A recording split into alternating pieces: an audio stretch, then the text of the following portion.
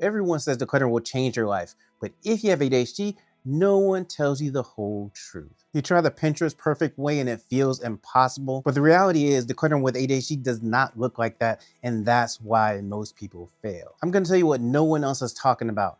This is the truth. There is more than one way to declutter. There is not one big method that rules them all. We each have different homes, different needs. What works for you may not work for somebody else. You want to actually find the declutter method that works best for you so you can get your house to work with you and not against you. You declutter a house different than you would declutter an apartment. You declutter for yourself if you have no family, different than if you actually have a family. And here's what I know. There's at least one or maybe even two methods that you can use that will help you keep your house decluttered. And this is important. Do not bring new clutter into your home. All those things your friends bring over that say, hey, do you need this? I don't need it anymore. I just want to give you a chance to have it before I actually give it away. Don't take any of that stuff. Let them take it and give it away. You don't want to bring that into your home and clutter up your home with their previous clutter. And now your home is all cluttered and you have to figure out how to declutter it later. And then there's freebies. You get them everywhere, at gatherings, at grand openings, at car dealerships. Everywhere has a freebie to give you to take home with you.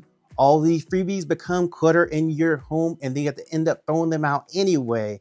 So just don't even take them in the first place. And something else to be aware of, beware of the new and shiny. I know you see it on TV or on the internet. It's new, it's shiny, you have to have it, it's exciting. That dopamine starts clicking in your brain because you see this thing that's completely awesome. And here's the thing, we don't need this thing at all. We're just excited about it. And so that new and shiny thing that you actually buy, that you bring into your home, then becomes new and shiny clutter.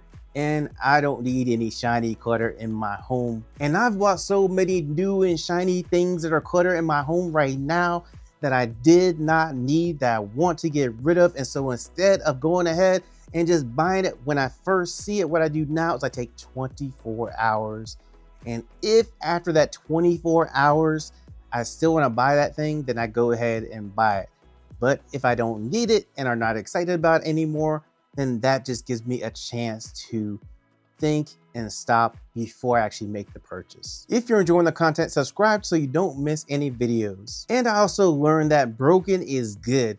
What I mean is breaking down things is really good for you when you're trying to declutter. You have this big goal of trying to declutter your home, your room, a side of a room, and it just looks overwhelming to you because it's such a big task. So instead of that, what you do is you break it down into smaller sections, smaller time frames, smaller amount of things you need to declutter, and that makes it much more manageable.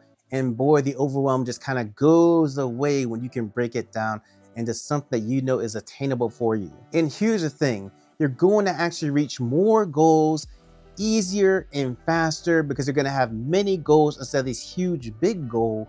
And that's going to keep you getting the dopamine, keeping you get the sense of accomplishment, and you're still going to accomplish everything you want to do for decluttering your room or your home or whatever section of a room you're trying to declutter. And I also learned the power of a box, the power of a container to put something in to store it later, whether it is an opaque container that you can't see through or a clear container, which is really good for ADHD because you want to be able to see inside. That way you don't have to go and open up that container to see if what you want is actually in there. Temporary boxes, doom boxes to be exact. Don't organize, only move boxes. That means whatever you put in the box, you're not going to organize. You're just going to put it in there to move it to another location and free up space in the previous location. These are great because sometimes you just don't feel like organizing right at that time. You know you want to get rid of some stuff. You know you want to organize some stuff. So you put it in a don't organize, only move box, or sometimes you have don't organize, only move bags. Just don't get into and don't organize, only move closet, because then that just becomes a clutter closet. And something else that's really important that I learned is how you separate things matters. Are you separating things by color? Blue things on one side of your closet, yellow things on another side of your closet. Are you separating them by purpose? By I use this thing for the specific purpose of this in my home or for my work or whatever. Are you separating it by the type of thing that you're trying to actually have decluttered? Are you separating things by these all like type of things? So all your entertainment things in one section. How you separate things matters because that's going to help you organize your home. That's going to make it easier for you to find things. And that is a really good way to declutter your home as well. And something else I've learned is the random disadvantage. What this means is don't place random items around your home in random places.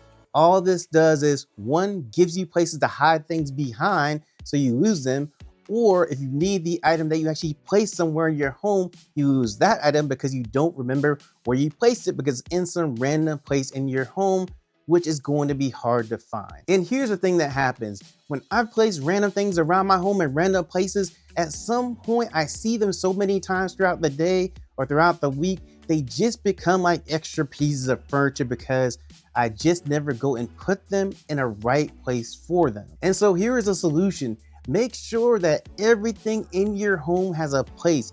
Find a place for everything in your home. If you can't find a place for it, then try to figure out, is it really something I need, or can I just go ahead and throw it away? You want to have a place that everything belongs to so that when you need to find something, you know where it is. And then there's the day effect. What this is all the stuff you lose in your home that takes extra time to go and find, that actually derails your day. You could be on your tight schedule, you know you have to be somewhere at a certain time, and because you're looking for this or looking for that, or can't remember where something is, that all takes up extra time out of your day, and then your schedule gets off from that point until the end of your day, and maybe even into the next day. And so that is what I mean by the day effect. It messes up your whole day if you have clutter around your home and stuff is under it, stuff is behind it, and you just can't find what you need so that you can go ahead and get through your schedule and get through your day. And here's a question. Do you like surprises? You are going to have some when you declutter. You're going to find that stuff that you didn't think was around, that you had no idea where it was. And then all of a sudden you come across it as you're decluttering and realize, oh, that's where that thing was. You don't need it at this time anymore. You really haven't missed it, but you just found it and now you're surprised by it. Or it's something you really have been looking for. You could never just find it. You gave up trying to find it. You bought a new one because you couldn't find it. And then you find it and now you're surprised that it actually did show up. And so those are the kind of things when I mean, do you like surprises? Because they are going to come when you start decluttering your home. And this is another surprise. You're going to be surprised about how much you get done as you go through and declutter your home and how it looks along the way as you do more decluttering and more decluttering. And then when you reach your goal, you'll really be surprised about how far you've actually come and then have actually completed your goal. And I think you'll find this interesting. Did you know the best place to actually start organizing and decluttering is your closet a lot of times?